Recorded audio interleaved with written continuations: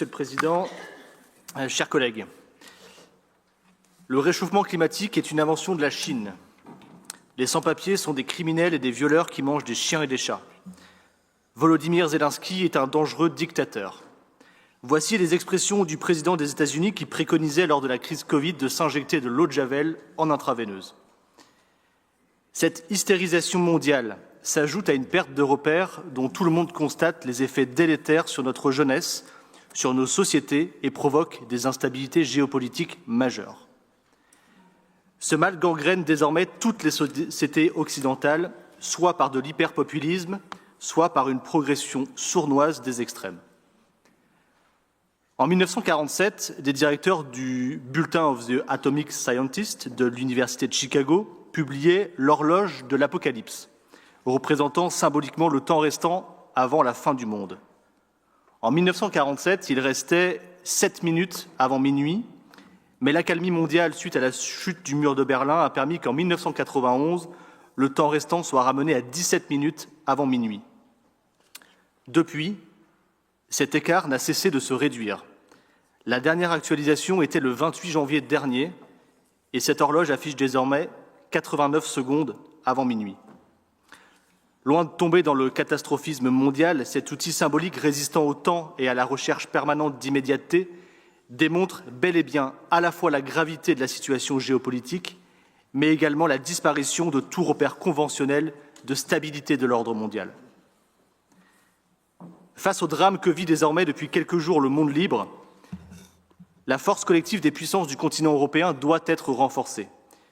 Soutenir l'Ukraine n'est pas qu'une simple marque de fraternité européenne, cela contribue à installer une riposte diplomatique empêchant toute escalade dont la nouvelle ère, évoquée hier soir par le président de la République, pourrait être durablement entachée. Je l'évoquais ici il y a quelques mois et je le renouvelle ici, Monsieur le Président, réinstallons le drapeau ukrainien devant la maison du département, car ce drapeau n'aurait jamais dû être retiré. Symboliquement, fraternellement, nous ne pouvons abandonner l'Ukraine, démontrons-le. De plus, au chapitre de mes propositions de mobilisation par le Conseil départemental du Finistère dans cette période mondiale bouleversée, je vous invite à soutenir la mobilisation Stand Up for Science, dont une mobilisation aura lieu demain en France en réponse aux menaces de l'administration américaine sur les institutions scientifiques et les chercheurs américains. Soutenons cette mobilisation et peut-être, Monsieur le Président, préparons-nous, dans l'hypothèse où un accueil de chercheurs et scientifiques américains devait se réfugier en Europe. À la pointe Finistère, à la pointe de l'Europe, nos universités sont fortes et mondialement reconnues, notamment dans le domaine des océans.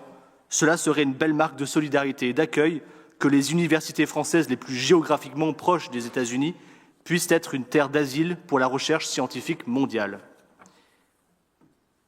Ils décident seuls, sans observation éclairée, manipulant le mensonge à la perfection, instrumentant tous les canaux d'information, s'amusant de débats entre la gauche et la droite dans un hémicycle, choisissant ce que les médias doivent ou ne doivent pas relayer, et sans porter une véritable boussole ou un cap clair. Rassurez-vous, je ne parle pas de vous, Monsieur le Président, mais de Donald Trump et d'Elon Musk, même si parfois quelques similitudes avec votre action me laissent à penser que pourrait s'installer en vous une tentation populiste. L'urgence environnementale semble loin des préoccupations mondiales. L'anticipation des flux migratoires climatiques n'est pas à l'agenda. L'intelligence artificielle, tantôt utile, tantôt inquiétante, télescope le partage du savoir, la créativité et la propriété intellectuelle. Au bout de notre pointe Finistère, nous pourrions nous sentir éloignés ou protégés de tout cela. Hélas, la violence s'installe de plus en plus en Finistère. Les locaux des partis politiques, Parti socialiste, Parti communiste, régulièrement attaqués, voire incendiés, les entreprises agricoles incendiées ou visées. À cette violence matérielle, n'ajoutons pas de violence institutionnelle. C'est pourtant ce qui se dessine dans les combats portés par les extrémistes Trump et sa casquette, Musk et son smartphone, Poutine et ses chars, Milei et sa tronçonneuse. Mais cette progression significative des thèses d'extrême droite à l'échelle mondiale, européenne et nationale provoque un mécanisme réflexe de la droite française. En effet, pour courir derrière la populaire extrême droite française, on ne peut que constater que les idées d'élus locaux et nationaux d'une droite habituellement modérée se radicalisent. En vous sachant attentif à conserver un équilibre d'une droite et du centre dans nos débats, je ne peux que vous inviter à puiser dans les nombreuses idées de Finistère et solidaire d'une gauche modérée pour replacer le barycentre idéologique de l'action un peu moins sur la droite. Alors qu'au Sénat, vos amis de la droite des Républicains veulent réintroduire des néonicotinoïdes, supprimer l'Office français de la biodiversité, l'ADEME, le constat des crises sociales, environnementales, géopolitiques doit désormais laisser la place à l'action pour répondre aux urgences que ces dernières entraînent. C'était le sens d'une motion proposée par Pauline Louis-Joseph Doguet pour Finistère d'avenir, notamment pour confirmer le soutien à l'Office français de la biodiversité, à l'Agence Bio et à l'ADEME, mais qui, hélas, n'a pas trouvé grâce à vos yeux. Pendant ce temps-là, notre pays se crispe davantage dans des équations budgétaires impossibles, portées par un gouvernement fragile et impopulaire, empêtré dans des lourdes affaires qui révèlent l'urgence de la protection de l'enfance. Doit-on être rassuré que plusieurs semaines, plusieurs mois ont été nécessaires pour avoir un interlocuteur, en l'occurrence une interlocutrice sur la protection de l'enfance? Seulement hier, Sarah El Haïry est nommée haut-commissaire à l'enfance, seulement hier. Répondre à ces urgences est indispensable quand on constate désormais que toutes les 3 minutes, un enfant est victime de violences sexuelles et contrairement aux idées reçues, ce n'est pas seulement dans les structures hors contexte familial. Il y a une véritable urgence et tout notre pays doit être à la hauteur. Au-delà des scandales du passé, l'urgence est d'éviter d'approfondir ce mal dont on découvrira plusieurs années après des scandales et de protéger nos enfants dès aujourd'hui. Michel Barnier, temporaire Premier ministre du second semestre 2024, avait installé une priorité, la santé mentale. Noble cause, noble priorité qui, avec la protection de l'enfance que j'évoquais, fait partie des urgences et qui ne peut être gérée par un débat politico-médiatique en quête d'instantané, de sensationnel et où une séquence en balaye une autre. J'entends peu l'État se mobiliser aussi sur cette question alors que notre jeunesse est en perte profonde de repères et en recherche perpétuelle de sens. Enfin, 2025 devait être l'année de la mer et nous en parlons peu. Premier département maritime de France métropolitaine, nous devons jouer un rôle dans cette animation, cette promotion et la mettre au centre de nos attentions. Enjeux de souveraineté territoriale, nationale et européenne, enjeux environnementaux, enjeux économiques, enjeux de biodiversité, ils sont nombreux et nous devons nous en saisir. Aussi, nous aurions pu, dans le cadre du budget 2025, y intégrer un fil rouge, ou plutôt un fil bleu, pour rapprocher notre action de collectivités locales au regard de ces enjeux et faire un sujet de sensibilisation et d'action dans chacun de nos collèges, de promouvoir les acteurs qui agissent au quotidien pour l'océan et sa préservation. Il n'est pas trop tard pour bien faire. Quid aussi d'avancer sur une loi grand âge qui ne pourra qu'être la seule issue ou le seul salut aux finances des collectivités départementales. Pas de son, pas d'image. Là aussi, il y a urgence. Là aussi, le Finistère est impacté. Que dire du financement du Ségur pour tous?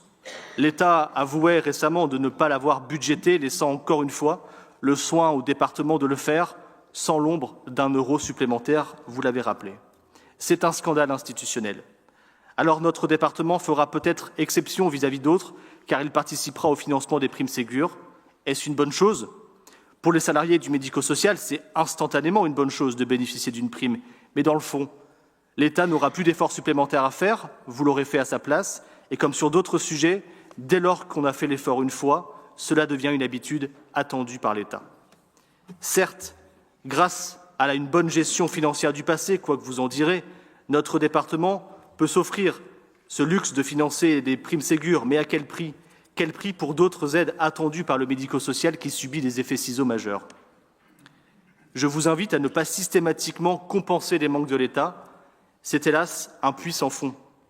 Alors que la situation des départements entre eux est difficilement comparable, tant les modèles budgétaires sont liés à des éléments de contexte locaux, c'est bel et bien ce recul de l'État qui oblige certains départements, arrivés à l'os, de devoir choisir entre se couper le bras droit ou se couper le bras gauche. Et toute exploitation politicienne de ces choix serait bien malvenue, alors qu'un principe de solidarité devrait nous élever vers le haut. Compenser systématiquement l'action de l'État nous conduirait à devoir en permanence agir à sa place. Et nous devrions, par exemple, compenser les fermetures de classes liées à une approche comptable du rectorat en Finistère. Nous ne pouvons pas mener tous les fronts. Il y a quelques jours, j'ai vu une brève passer sur mon téléphone. Maël, finistérien, participera à l'aventure Koh-Lanta. Alors j'ai failli vous appeler, Monsieur le Président, pour vous souhaiter du courage, et je m'impatientais presque de vous voir aller chercher, allumer un feu sur une plage avec 3 cailloux et une brindille. Mais là, c'est une autre aventure qui s'ouvre à vous, celle des choix politiques. Ce qui aurait été drôle, c'est qu'on y participe ensemble. Oui, tout à fait. C'est une autre aventure qui s'ouvre à vous. Je ne sais pas qui aurait éliminé qui, cher Kevin. Chiche, tentons l'année prochaine, si vous le voulez, Monsieur le Président. Mais hélas, c'est une autre aventure qui s'ouvre à vous, qui s'ouvre à nous, du coup, celle de choix politiques. Cela appellera, comme l'a dit le Président de la République hier, du courage. Votre budget installe désormais l'idée que des baisses budgétaires vont devoir s'opérer et le chiffre de 5% est désormais inscrit dans vos délibérations et les discours de votre exécutif. Bienvenue dans le monde réel et sur une année presque normale d'un conseil départemental. Vos courbes le démontrent, c'est une bulle qui, simultanément avec votre arrivée, et dont vous n'y êtes pour rien, qui a donné temporairement une capacité à agir supérieure à un rythme normal. En preniez-vous conscience à l'époque? Très probablement. Mais vos discours préféraient vanter une action pugnace et innovante, alors qu'en réalité vous surfiez sur une bille financière bienvenue, mais hélas temporaire. Vous voilà désormais contraint de faire des choix. Et rassurez-vous, quand vous ferez ces choix, le groupe Finistère et Solidaire ne vous accusera pas d'une mauvaise gestion, comme vous l'avez martelé avec parfois populisme depuis que vous êtes arrivé dans cette collectivité il y a 10 ans. Oui, il y a 10 ans, et je me souviens même de vos expressions sur des hausses de taux de DMTO qui, à l'époque, vous faisaient enrager et qui, vous l'avez évoqué dans votre discours d'introduction, sera une réalité cette année. La réalité est celle-là. La crise budgétaire pour notre département n'est pas derrière nous et son origine n'est pas à trouver dans les budgets de vos prédécesseurs. L'urgence est d'anticiper la fin de cette bulle, car comment ferons-nous quand l'épargne des DMTO que nous avons pu mettre en réserve sera consommée? Quand les DMTO continueront de fondre et probablement quand l'État, sans l'effort national attendu, continuera de bafouer la Constitution en nous transférant des compétences sans les accompagner de recettes adéquates. Vous évoquez, avec une forme de catastrophisme, que notre département est proche de la faillite, que vous êtes prêt à rendre les clés au préfet, propos que vous avez tenus cette semaine dans des réunions. Je constate que l'on dispose toujours d'une capacité à agir pour acquérir un terrain pour les Vieilles Charrues en versant 500 000 ou 1 million. On a su verser 2 millions d'euros pour louer une demi-voile d'un bateau. On a su installer une aide aux chasseurs qui n'en demandaient pas tant. On ne doit pas avoir la même vision de la faillite, mais je vous rejoins néanmoins sur l'urgence de préserver notre capacité à agir. Enfin, quels domaines seront impactés? Pour l'instant, vous y répondez peu parce que vous savez l'impopularité qui accompagne ces choix politiques. Une méthode que l'on vous suggère, Monsieur le Président, est d'abord de répondre aux urgences. Urgence sociale, urgence alimentaire, urgence dans le secteur du logement, urgence environnementale et urgence démocratique. Chaque action menée par le Conseil départemental doit être regardée en fonction de sa réponse à ces urgences. C'est une méthode de priorisation comme une autre. Elle aurait le mérite d'éviter un coup de rabot quasi homogène sur l'ensemble des politiques départementales et qui fragiliserait nos compétences obligatoires. Fidèles à ces objectifs, nous interviendrons tout à l'heure sur le RSA et la politique d'insertion, sur la culture et sur le sport, sur les équilibres budgétaires de notre collectivité, sur les EHPAD, sur l'éducation, sur la prospective, sur l'alimentation, sur le logement et bien d'autres thématiques qui font de cette collectivité la chef de file des solidarités. Face au désordre du monde, face à la situation budgétaire nationale, l'espoir et la résistance doivent être nos moteurs d'acteurs publics. Pour rassurer sans mentir, pour protéger les plus fragiles, pour expliquer les choix et pour préserver une capacité à agir.